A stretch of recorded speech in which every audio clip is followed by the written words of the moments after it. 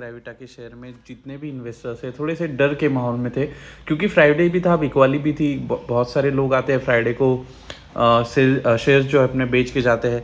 लेकिन सबसे इम्पोर्टेंट चीज़ ये है कि एक महीने से ये स्टॉक गिर रहा है, 3 महीने से ये स्टॉक गिर रहा है, 6 महीने से ये स्टॉक गिर रहा है। हम बात करेंगे तो 1 साल से ये स्टॉक गिर ही रहा है। मतलब 1 साल में इसने सिर्फ 7% के रिटर्न दिए हैं और 6 महीने में इसने -13% के रिटर्न दिए। अब ऐसा हुआ क्यों है, थोड़ा सा डिस्कस करते हैं। ग्रेविटा जो है वो डिक्लाइन किया है 4% से 1 अगस्त के जो भी इसका ट्रेडिंग सेशन था। प्रॉफिट बुकिंग हुई है। अब इसके पीछे बहुत सारे रीजन हैं। पहला रीजन है प्रॉफिट बुकिंग हुई है कि बहुत सारे दिनों से प्रॉफिट जो थे वो गेन किए थे इन्वेस्टर्स ने, तो अभी उन्होंने बुक किए हैं। अच्छी खासी रैली आई थी, शार्प रैली, उसकी वजह से सेक्टर में थोड़ी सी वीकनेस है। जो ब्रॉडर मेटल और नॉन फेरस का सेक्टर है उसमें निगेटिव यहाँ पे वो क्लोज हुआ था। सेक्टर का जो इंडेक्स था वो, इसके वजह से जो सेंटिमेंट्स है वो नेगेटिव है। टेक्निकल रीजंस भी यहाँ पे शॉर्ट टर्म डाउन ट्रेंड है, टेक्निकल चार्ट्स भी डिस्कस करेंगे हम बाद में। और ऐसी कुछ मेजर नेगेटिव न्यूज़ नहीं है। तो ग्रेविटा के शेयर्स जिन्होंने भी इन्वेस्टमेंट किया है ग्रेविटा कंपनी में, डरने की कोई बात नहीं है। और ये जो मैं वीडियो बनाऊँ ये सिर्फ एजुकेशन पर्पज़ के लिए, कोई बाइंग सेलिंग रिकमेंडेशन में नहीं दे रहा हूँ। लेकिन आप सबसे इम्पोर्टेंट पहले चेक कर लीजिए। तो थोड़ा सा डिस्कस करते हैं ग्रेविटा शेयर के बारे में। ये कंपनी का काम क्या करती है। ये लीड प्रोड्यूसर है, सबसे लार्जेस्ट लीड प्रोड्यूसर है। सिर्फ लीड प्रोड्यूसर नहीं है, सबसे लार्जेस्ट जो है वो लीड प्रोड्यूसर है इंडिया में। और मैं थोड़ा सा डू नॉट डिस्टर्ब ऑन कर देता हूँ ताकि हमें कोई दिक्कत ना हो। ये जो आ रहे मेल्स, ओके, अभी डू नॉट डिस्टर्ब, सॉरी, अभी ये जो ग्रेविटा कंपनी है वो लीड रिसाइकलिंग का भी काम करती है, एल्यूमिनियम रिसाइकलिंग का भी काम करती है, प्लास्टिक रिसाइकलिंग का भी काम करती है, और इनके कुछ टर्न के प्रोजेक्ट्स भी है। कंपनी ने एक्सपर्टीज़ है बहुत सारे, मतलब बैटरी रिसाइकलिंग में, केबल का स्क्रैप करना, लीड स्क्रैप करना, एल्यूमिनियम स्क्रैप, प्लास्टिक स्क्रैप, सारी चीज़ें यहाँ पे स्क्रैपिंग पे इनका जो भी है वो बिजनेस मॉडल है।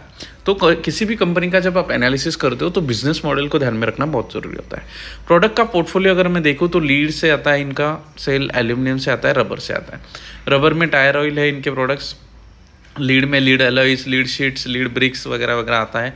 एल्यूमिनियम में एल्यूमिनियम के जो कस्टमाइज अलॉयज होते हैं, प्लास्टिक ग्रैन्यूल्स होते हैं, पीईटी फ्लेक्स होते हैं, ये सब इनके प्रोडक्ट्स हैं। अच्छा, तो ये जो कंपनी होगी ये तो समझ में आ गया, बिजनेस मॉडल जो है वो कमोडिटी बेस्ड बिजनेस मॉडल है। तो कमोडिटीज़ के जैसे जैसे प्राइजेस फ्लक्चुएट होंगे इनके मार्जिन्स के ऊपर इफेक्ट पड़ेगा। ये तो बात मतलब बेसिक है, वो समझ में आ गया। अब इनके कुछ टर्न की सॉल्यूशंस भी है। लीड से इनको सबसे ज़्यादा रेवेन्यू आता है, एल्यूमिनियम के प्रोडक्ट से इनको सिर्फ 8% का रेवेन्यू है, प्लास्टिक से 3% का, और टर्न की से 1% का। तो टर्न की जो है प्रोडक्ट्स इतने कुछ मेजर नहीं है, लेकिन लीड के जो प्रोडक्ट्स है सबसे ज़्यादा रेवेन्यू वहाँ से आता है। अच्छा, एबिटा अगर देखेंगे तो पर टन इनका खतरनाक मतलब प्रोडक्शन है। 19,000 करोड़ मेट्रिक टन का इनका प्रोडक्शन है। वैल्यू एडेड प्रोडक्ट्स भी ये बहुत सारे हैं जो वैल्यू ऐड करते हैं बिजनेस में। वो है lead alloys, lead sheets, lead bricks, red lead और बाकी सब। इंडिया से इनको 68% का रेवेन्यू आता है, ओवरसीज से 32% का। और मल्टीपल इनके फैसिलिटीज़ है, जैसे कि जयपुर में, घाना में हो गया, ओवरसीज़ में घाना में, सेनेगल में है, मतलब अफ्रीका साइड, श्रीलंका साइड इनके है, रोमानिया में वगैरह भी इनके मैन्युफैक्चरिंग फैसिलिटीज़ है। लीड सबसे ज़्यादा ये प्रोड्यूस करते हैं और लीड बेचते भी है।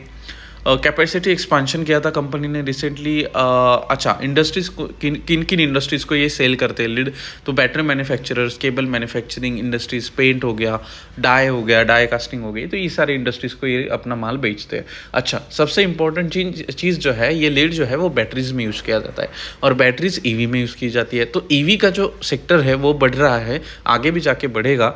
ईवी इंडिया में है, चाइना में, बहुत सारी कंट्रीज़ में ईवी तो चाइना में तो ऑलरेडी हो चुका है ऑलरेडी। इंडिया और जो डेवलप कंट्रीज है या फिर डेवलपिंग कंट्रीज है, वहाँ पे लीड की जो मतलब बैटरीज की, ईवीज की जो डिमांड है वो बढ़ेगी आने वाले फ्यूचर में, तो लीड की भी डिमांड बढ़ेगी। तो ऑफकोर्स कमोडिटी बिजनेस में मार्जिन्स कम होते हैं, प्राइसिंग पावर नहीं होती, बहुत सारे इश्यूज होते हैं कमोडिटी बेस्ड बिजनेस के। लेकिन अगर 5 साल का व्यू, 10 साल का व्यू लेके चले कि थोड़ा बहुत हमें फ़ायदा हो सकता है अच्छे खासे लेवल पे। अच्छा, परचेसिंग अगर मैं देखूँ, बाय कब करना है, सेल कब करना है, वो सारी चीज़ें बाद में देखेंगे। 13,000 करोड़ का मार्केट कैप है। स्टॉक का पी 39 का है, और जो इंडस्ट्री का पी अगर मैं देखूँ तो वो है 17 का। तो मतलब स्टॉक बहुत ज़्यादा क्या बोल सकते हैं, महंगा है। सेल्स ग्रोथ अगर हम देखेंगे वो बाद में देखेंगे, पहले आरओई देख लेते हैं। 21.5% की आरओई है। आरओसी काफ़ी अच्छी दे के रखा है यहाँ पर, मतलब दोनों सस्टेनेबल है, अच्छे आरओई आरओसी है।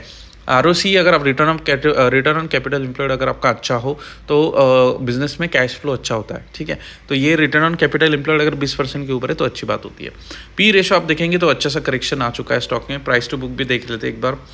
जनरली हम प्राइस टू बुक एनबीएफसीज का देखते हैं, जो बैंक्स का है उनका देखते हैं, फाइनेंशियल सर्विसेज वालों का देखते हैं, लेकिन यहाँ पे भी देख लेते हैं तो मीडियन के नीचे ही चल रहा है। तो अभी परचेसिंग करने के डिसीजन फाइनेंशियल एडवाइजर्स के पूछ के आप ले सकते हो। प्राइस अच्छा ऊपर से करेक्ट हो चुका है, 2500 से यहाँ पर नीचे भी 2000 के आसपास भाव चल रहा है। अगर मैं बात करूँ इनके ग्रोथ की तो जून 2022 के क्वार्टर में इनके टॉप लाइन ग्रोथ मतलब जो सेल्स थी वो 580 करोड़ की थी। फिर जून 2023 में 703 करोड़ की, मतलब ग्रोथ है ईयर ऑन ईयर। 2022, 2023, 2024 में 908 करोड़ की सेल्स हुई। फिर जून 2025 में 1040 करोड़ की सेल्स हुई, मतलब ग्रोथ इसमें ठीक ठाक है। अभी अगर बात करूँ मैं नेट प्रॉफिट की, जो बॉटम लाइन ग्रोथ है 45 करोड़, फिर 53 करोड़, फिर 68 करोड़, फिर 93 करोड़, तो ग्रोथ तो है। अगर मैं ईयर ऑन ईयर की बात करूँ तो 516 करोड़ के कभी इनके सेल्स हुआ करते थे मार्च 2014 में। आज इनके 2025 में तकरीबन 3800 करोड़ के सेल्स है। तो 500 करोड़ से सेल्स का जर्नी स्टार्ट हुई, आज 3000 करोड़ की सेल्स है। 22 करोड़ के नेट प्रॉफिट हुआ करते थे 2014 में, 10 साल पहले।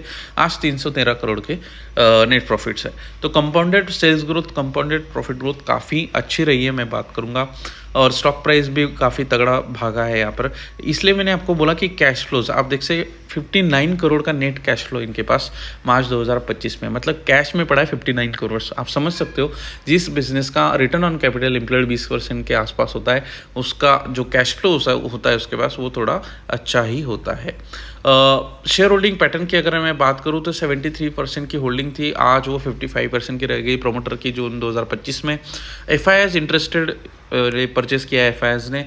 डीआईएस भी यहाँ पर इंटरेस्टिंग यहाँ पर परचेस हुआ है, अच्छा खासा पब्लिक ने भी यहाँ पर सपोर्ट दिखाया है। तो ग्रेविटा के शेयर के बारे में, अगर ग्रेविटा कंपनी में अगर आपको इन्वेस्टमेंट करना है, स्टॉक में इन्वेस्टमेंट करना है तो काफ़ी सोच समझ के डिसीजन आप लेना। अगर 5-10 साल का व्यू है तो ही इस स्टॉक में एंटर करना, क्योंकि ये अच्छे आपको रिटर्न्स में भी दे सकता है, लेकिन स्टॉक मार्केट में हम श्योरिटी के साथ नहीं कह सकते। आप ग्रेविटा का चार्ट थोड़ा देख सकते हैं कि एंट्री थोड़ा हम डिस्कस करेंगे कि कब एंट्री हो सकती है टेक्निकली। आप देखिए ये मेरा सेटअप है, काफ़ी बेहतरीन सेटअप है ये मेरा। थोड़ा सा वीडियो लंबा होगा, थोड़ा सा खींचेंगे इस वीडियो को, लेकिन डिटेल में डिस्कशन करेंगे और सारे वीडियोस हम ऐसे ही करेंगे, पूरा एकदम डिटेल में हम डिस्कशन करने वाले हैं। तो नीचे लगा है आपका स्काफ्ट एंड साइकिल इंडिकेटर, जो कि डेली चार्ट पे भी अच्छा काम करता है, मंथली चार्ट पे भी अच्छा काम करता है। डेली में मैं ट्रेड्स लेता हूँ जब मुझे स्विंग ट्रेड लेना होता है, एकदम 10-12 दिनों में निकल जाए।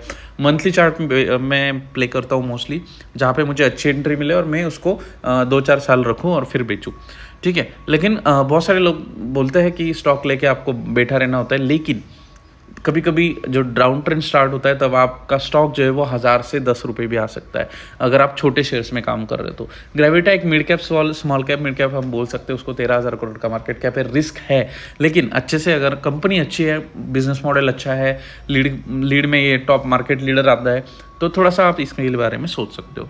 बाकी अगर मैं बात करूँ दोस्तों एंट्री की, तो मुझे अच्छी एंट्री यहाँ पर दिखाई दे रही है और अच्छा अपसाइड मोमेंटम दिखाई दे रहा है 32% का। ये मेरा सेटअप है, रेंको चार्ट हम इसको बोल सकते हैं। रेंको चार्ट ने मुझे बहुत ज़्यादा, मतलब रेंको चार्ट पे मैं एक अलग से वीडियो बनाऊंगा और आपको बताऊंगा कि रेंको चार्ट कितने मुझे बेहतरीन इन्वेस्टमेंट स्ट्रैटेजी है रेंको चार्ट के हिसाब से, अगर आप ट्रेडिंग करते हो या फिर आप इन्वेस्टमेंट करते हो तो।